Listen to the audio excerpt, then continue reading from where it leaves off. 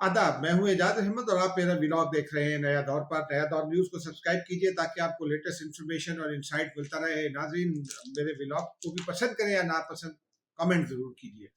अब चलते हैं व्लॉग की जानिब। मामला पाकिस्तानी सियासत का ही है, लेकिन अब सदर मुमलिकत ने इस पे अपनी टांग फंसा ली है और अपने आप को खतरे में भी डाल लिया है। सदर आरिफ अलवी मुसलसल वो सदर मुमलिकत बनने के बजाय वो पीटीआई के सदर के तौर पर बिहेव करते रहे। पिछले 5 साल उन्होंने बारहा आइन की खिलाफ वर्जियां की, किस बात की खिलाफ वर्जी के मुर्तकब हुए हैं। तफसील इस इजमाल की हम आपको पेश कर देते हैं।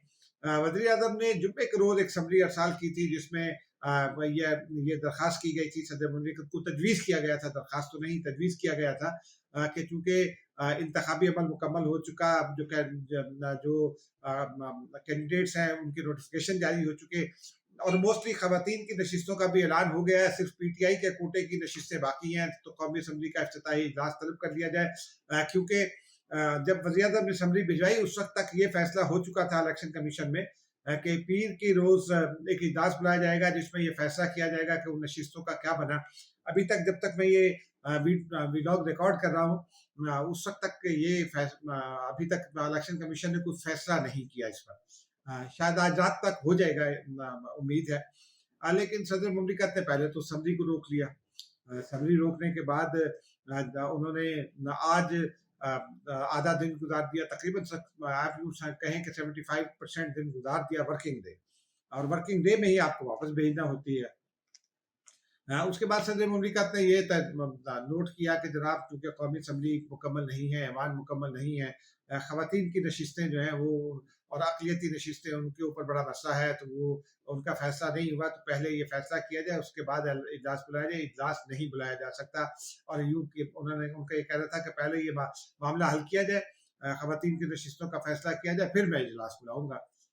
अब आइन का आर्टिकल 91 है, 94 है, फिर उसके अलावा आर्टिकल 224 है। अगर इन तमाम आर्टिकल्स को पढ़ा जाए तो एक बात बहुत वाज़ेह है कि क्या किया जा सकता है और क्या नहीं किया जा सकता, कौन सा किसका इख्तियार है। आइन का आर्टिकल 91 ये कहता है कि कौमी असम्बली के इजलास जब हो जाएंगे, इंतखाबात जब हो जाएंगे, तो उसके 21 दिन के तक इजलास बुलाना होता है। 21वें दिन तक इजलास बुलाना होता है। 21वें दिन तक इजलास बुलाने का मतलब ये है कि उसका जो 21वां दिन होगा उस रोज इजलास होना है। ये नहीं हो सकता। माजी में एक मरतबा ये भी हुआ किसी मौके पर, वो 14 दिन के हवाले से जो इजलास का मामला होता है कौमी असम्बली का, रिक्विजिट इजलास, उसके वो एक मरतबा हुकूमत अपोजिशन की बाजाराई चल रही थी, तो उन्होंने 14 रोज से पहले इजलास बुला लिया, लेकिन 14 रोज के बाद इजलास बुलाया। वो जरा मामला डिफरेंट है, लेकिन इस मामले में 21वां रोज आइन ये कहता है कि इजलास होना है। आप सदर मुमलिकत ने आज जो है वो यूँ समझिए कि 27वां दिन है, सॉरी 19वां दिन है, 27 फरवरी है, तो उन्होंने जनाब अली 26 फरवरी है, माफ़ कीजिएगा आज, और कल 27 फरवरी है, तो उन्होंने सदर मुमलिकत ने ये आज ये फैसला कर लिया कि नहीं, ये तो नहीं होगा और पहले वो मुकम्मल किया जाए। हुकूमत ने भी उनके अहकामात को, उनकी समरी को, उनके जो राय है उसको जूते की नोक पर रखा है और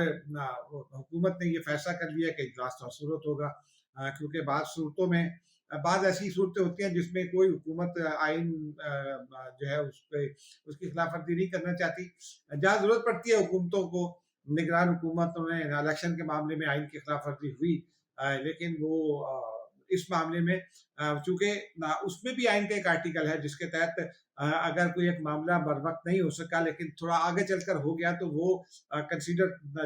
लीगल और वैलिड कंसीडर होगा, तो आइन ये कहता है। लेकिन ये मामला ऐसा है जिसमें ये पाबंदी है, उसमें ये पाबंदी है कि जी 21वें रोज इजलास बुलाया जाए और उसके आगे आइन खामोश है। तो बहरहाल अब इजलास उन्होंने हुकूमत ने बुलाने की तैयारी कर ली और आइन के आर्टिकल 91 के तहत स्पीकर कौमी असम्बली ने आपसे थोड़ी देर के बाद, जब मैं ये वीडियो रिकॉर्ड कर रहा हूँ, ये बाकायदा नोटिफिकेशन हो जाएगा और इजलास जो है वो 29 को सुबह 10 बजे 29 फरवरी सुबह 10 बजे तलब कर लिया जाएगा, जिसमें अरकान जो है वो हल्फ उठाएंगे और फिर पहले स्पीकर और डिप्टी स्पीकर का इंतखाब होगा। और मुझे ये लगता है कि अब चूंकि सदर मुमलिकत ने बिल्कुल अपने आप को सदर साबित नहीं किया, उन्होंने ये साबित किया कि वो हर मामले में, हर सूरत वो पीटीआई के जो हैं वो वर्कर हैं। तो اور یہ میرے الفاظ نہیں ہیں، میں یہ الفاظ ہیں حکومت میں شامل چند لوگوں کے، تو اس لیے یہ طے کر لیا گیا کہ صدر کو فوراً جو ہے نا اسمبلی حلف اٹھاتے ہی فارغ کر دیا جائے گا۔ بلوچستان اسمبلی کا حلف اٹھانا باقی ہے، وہ بھی اگلے ایک آدھ روز میں ہو جائے گا۔ جب وہ یہ اجلاس حلف اٹھا لیں گے ارکان، تو اس کے بعد میری اطلاع یہ ہے کہ اسپیکر ڈپٹی اسپیکر کے انتخاب کے بعد پہلے صدر کا انتخاب کرا لیا جائے گا، اور پھر اس کے فوری بعد وزیر اعظم کا انتخاب کرایا جائے گا، تاکہ نیا صدر منتخب ہو۔ آصف علی زرداری ہی ایک جانب سے حکومتی امیدوار ہے، دوسری جانب سے بھی امیدوار سامنے نہیں آیا، لیکن بہرحال وہ جب پھر امکان اس بات کا ہے کہ وہ صدر منتخب ہونے کے بعد جس روز وہ منتخب ہوں گے اس سے اگلے روز وزیر اعظم سے حلف لے لیں گے۔ تو یہ حکومتی حکمت عملی دکھائی دیتی ہے، لیکن ناظرین معاملہ ذرا سنجیدہ ہے۔ صدر مملکت کو بھی یہ سوچنا چاہیے، صدر کو آرٹیکل 148 کے تحت امیونٹی تو حاصل ہے، لیکن یہ امیونٹی انہیں اپنے جو سرکاری فرائض ہیں ان کی انجام دہی میں حاصل ہے۔ جہاں آئین اور قانون کا معاملہ ہو، وہاں ماضی میں بھی 2 بار عدالتیں قرار دے چکی ہیں کہ صدر نے جان بوجھ کر آئین کی خلاف ورزی کی، اور جب آپ جان بوجھ کر آئین کی خلاف ورزی کرتے ہیں تو پھر آپ جو ہے وہ آرٹیکل 5 کے بھی کی خلاف ورزی کے مرتکب ہوتے ہیں، اور آپ کے خلاف جو ہے ایک ریفرنس فائل ہو سکتا ہے، قانونی کارروائی ہو سکتی ہے۔ اس وقت چونکہ صدر کا عہدہ سب کو کے لیے قابل قبول ہوتا ہے، صدر کے عہدے کو لوگ متنازع نہیں بناتے، تو اس لیے ماضی میں عارف الوی جب ایوان صدارت میں تھے اور حکومت کو تنگ کر رہے تھے، تو میں نے اس وقت کچھ حکومتی اکابرین سے پوچھا تھا، ان کا یہ کہنا تھا کہ ہم یہ چاہتے ہیں کہ صدر باعزت چلے جائیں اور صدر کے عہدے کو کچھ نہ کہا جائے۔ تو بہرحال اب پھر صدر مملکت نے ایک آئینی خلاف ورزی کر دی، کیونکہ آئین کا یہ آرٹیکل بہت واضح ہے، اور یہ صدر کو یہ اختیار بالکل نہیں دیتا کہ وہ اسمبلی روک سکے۔ آرٹیکل 75 میں جو اختیارات ہیں صدر کے اسمبلی روکنے کے، وہ یہ اس سے مشروط نہیں ہے۔ وہ دیگر معاملات میں یہ وہ معاملہ ہے، چونکہ قومی اسمبلی نے حلف اٹھانا ہوتا ہے اور پھر معاملہ چلنا ہوتا ہے، تو اس وجہ سے صدر نے یہ بہت واضح آئینی خلاف ورزی کی۔ لیکن ایک اور معاملہ بھی ہے جس پہ صدر کے خلاف کارروائی، ایک تو یہ معاملہ ہے، دوسرا یہ کہ جو 9 مئی جیسے واقعات ہیں اس کے بارے میں 2-3 روز پہلے وزارت دفاع نے اور سیکیورٹی اسٹیبلشمنٹ کے حکام نے یہ بہت واضح کر دیا تھا کہ اس میں ملوث اور اس کے کسی سہولت کار کو نہیں چھوڑا جائے گا۔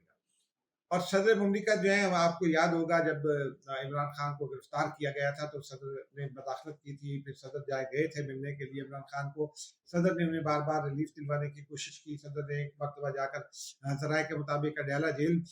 جا کر بھی ملنے کی کوشش کی، لیکن جو ان کا عملہ تھا وہ ان کو لے کر نکل گئے تھے، اور پھر اسلام آباد میں راول چوک سے ان کو واپس مڑوایا گیا تھا، کیونکہ عملہ جو ہے وہ کسی اور کے احکامات کا پابند تھا، تو عملے نے صدر مملکت کے احکامات کو رد کیا اور پھر گاڑیاں وہاں سے واپس موڑی گئی۔ تو بڑی ایویڈنس موجود ہے جس میں میں یہ نہیں کہہ رہا ہوں کہ یہ کوئی کر رہے ہیں، لیکن میری اطلاع یہ ہے کہ اس معاملے پر غور کیا جا رہا ہے کہ صدر کو اس میں امپلیکیٹ کیا جائے اور اس میں ٹرائی کیا جائے۔ ایک تو یہ بھی ہو سکتا ہے، لیکن دوسری ایک اور کہانی بھی منظر عام پر آ گئی ہے۔ کہانی منظر عام پر یہ آئی ہے کہ عادل انصاری ایک صاحب ہیں جو پی ٹی آئی کے سوشل میڈیا کو کے ایک سیکشن کو ایڈ کرتے ہیں، وہ اب کہانی یہ ہے کہ ان کو ایوان صدر میں ذمہ داریاں دے دی گئی تھیں، غیر سرکاری طور پر ذمہ داریاں دی گئی تھیں، اور جو ہمارے ذرائع ہیں وہ یہ کہتے ہیں کہ حکومت کے پاس اس بات کے واضح شواہد موجود ہیں کہ عادل انصاری اور ان کی ٹیم صدر مملکت کی مشاورت کے ساتھ پی ٹی آئی کا سوشل میڈیا جو ہے نا وہ رن کر رہی تھی ایوان صدر سے ان پچھلے 1-1.5 سال میں، جب سے یہ عمران خان کے خلاف مقدمات شروع ہوئے۔ پھر اس کے علاوہ صدر مملکت کی جائیدادوں کا بھی ریکارڈ نکل آیا ہے۔ ان کی جائیدادیں ہیں جمشید روڈ ٹاؤن کراچی میں، اور پتہ نہیں کہاں کا، وہ تفصیل دینا اس وقت ذرا وقت کی قلت کی وجہ سے مناسب نہیں، لیکن وہ جائیدادیں جو ہیں ان میں، اور پھر ٹیکس کے معاملات میں، ان کی انکم کے ٹیکس کے معاملات میں جو ہاسپٹل سے آتی ہے، اور ان کے دیگر جائیدادوں کے ٹیکس کے معاملات میں بھی بہت بڑی گڑبڑ ہے۔ تو ہم اگلے دنوں میں یہ دیکھ سکتے ہیں اور دیکھیں گے، شاید میری اطلاع یہی ہے کہ ہم اگلے دنوں میں دیکھیں گے کہ جب صدر مملکت فارغ ہوں گے ایوان صدر سے، تو ان کے خلاف لیگل ایکشن ضرور کیا جائے گا۔ اللہ کرے کہ نہ ہو، معاملات جو ہے وہ صدر مملکت کو اپنی غلطی کا احساس ہو جائے، لیکن صدر اپنی غلطی کا احساس کرنے پر تیار نہیں ہے. ابھی اطلاع یہ ہے کہ شاید وہ وزارت وہ معاف کیجیے گا وہ قومی اسمبلی کے اجلاس کے حوالے سے کوئی عدلیہ سے رجوع کرنا چاہتے ہیں. تو آئین کا آرٹیکل 76 کے تحت صدر مملکت عدلیہ سے رجوع کرنے کے لیے بھی حکومتی اسمبلی کے پابند ہیں. اب تک کے لیے ناظرین اتنا ہی. کوئی اور ڈیولپمنٹ ہوئی تو ہم آپ کو ضرور بتائیں گے. اس وقت تک کے لیے مجھے اجازت دیجیے. خدا حافظ.